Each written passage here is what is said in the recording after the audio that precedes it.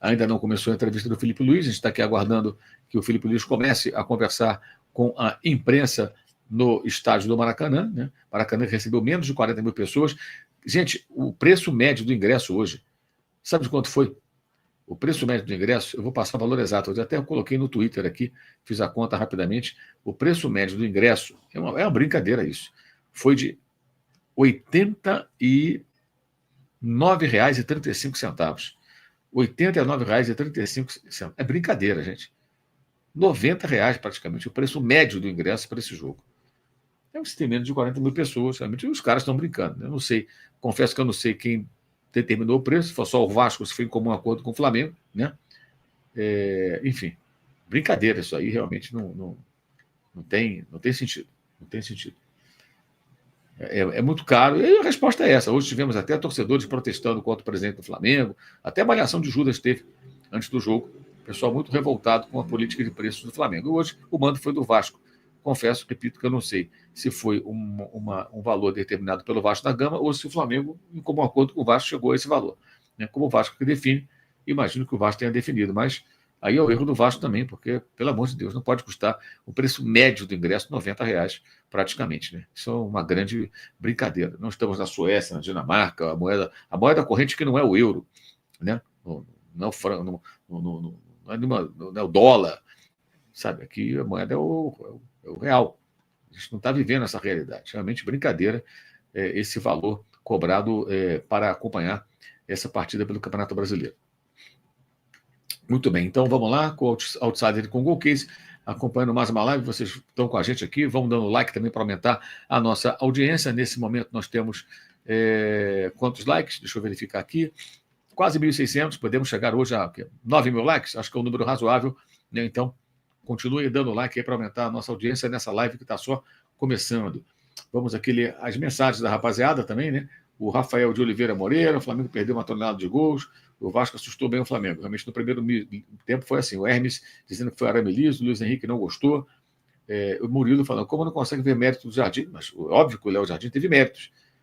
Mérito de Léo Jardim e demérito de quem perdeu os gols. Quando o goleiro fecha o gol e faz grandes defesas, é porque também os caras não finalizaram tão bem como poderiam. Né? Ou não finalizaram como aquela bola do Arrascaeta, a bola na medida, é só chutar para o gol. Se errar, tudo bem, mas tem que chutar. Né? O Bruno Porciúncula reclamando aqui muito do Cebolinha do Michael, achando que já deram o que eu tinha que dar. Eu achei o Michael, no primeiro tempo, muito errático também. O Matheus Góes dizendo que o Flamengo é do povo, dando recado aqui ao presidente do Flamengo. O Rodolfo dizendo que, com todo respeito ao Léo Jardim, que teve ótima atuação, o time que almeja ser campeão brasileiro não pode perder um jogo desse. Com tantas finalizações, tantas chances claras, por mais que o goleiro defenda, você tem que fazer o gol. E o Flamengo não fez. Quer dizer, aí ficar só, o goleiro fechou o gol, sim. Por quê? Porque vocês não foram competentes. Não é isso? Uma coisa levou a outra. O Flamengo agora joga na terça-feira, 7 da noite contra a LDU e domingo, 4 da tarde contra o Corinthians. Depois, na outra quarta, pega o Botafogo na Paraíba pela Copa do Brasil. No outro domingo, dia 4, joga contra o Cruzeiro em Belo Horizonte pelo Campeonato Brasileiro. Essa é a sequência de jogos que o Flamengo tem pela frente. O Bruno Carvalho aqui com a gente também, desse a gente não vai ganhar o brasileiro. Então, calma, né, gente? Também não é assim, né? Porque empatou um jogo, não é o fim do mundo. O Danilo dizendo que uma defesa foi difícil, as outras foram em cima dele. Eu acho que não. Teve pelo menos 2 ou 3 que foram defesas que exigiram do goleiro Léo Jardim. O Léo Flamenguista dizendo que o Vasco não foi para ganhar. O Vasco tentou no primeiro tempo, agrediu, mas depois o time do Vasco é inferior ao do Flamengo. Então ele meio que assumiu a sua inferioridade, jogou pelo empate e se tivesse uma oportunidade, um contra-ataque, uma bola parada, um cruzamento lá para o Verratti, que é a jogada que o Vasco tem, tentaria ganhar o jogo, mas entrou mais preocupado em não perder. Primeiro tempo ainda saiu um pouco, acho que ficou satisfeito com o resultado. O Gabriel Martins questiona por que o Matheus Gonçalves não entra. Muita gente questiona isso. Eu, sinceramente, não sei. Acho que na disputa por uma posição ele é um jogador que está aquém, né? Não sei se está tratando tão bem. Aí, só se o Felipe Luiz falar sobre isso. Só um minutinho, gente. Só um pequeno ajuste aqui. Vou fazer um ajuste de 1 minuto.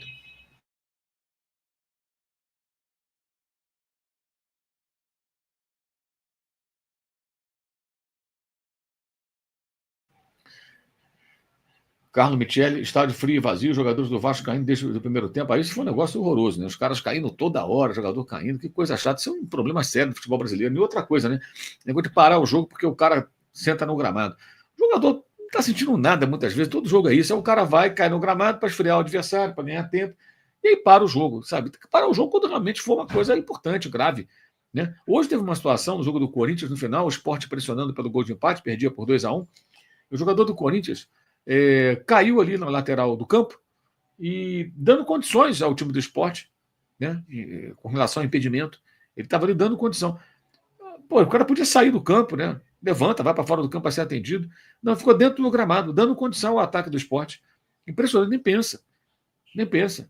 Ah, se é grave, sai para ser atendido. Mas não quer parar o jogo. O cara fica no campo para parar o jogo. Cara, a regra diz o seguinte: o jogo só tem que ser paralisado se o goleiro for ser atendido.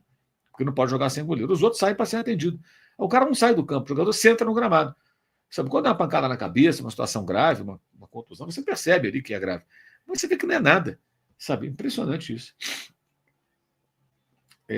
O de Fábio Guimarães, criticando aqui os rubro-negros que acham que nada presta, depois de quarta-feira achando que tudo era maravilhoso, eu também acho que isso também não é para tanto. Acho que as críticas pontuais à atuação, elas são pertinentes, porque o Flamengo teve volume e não ganhou o jogo. De novo, foi arame liso. Então a gente pode criticar, deve criticar. Mas achar que nada presta, aí também já é demais, né? Convenhamos assim que aí vira um exagero, vira uma coisa meio insana, né? Não é assim também. Eu concordo totalmente, acho que não é para tanto. As pessoas têm que ter o mínimo de bom senso, né? Entender que a coisa também não é assim, né? Não é assim, não vamos exagerar também. A entrevista do Felipe Luiz já está começando, eu vou colocar no ponto aqui e vamos começar então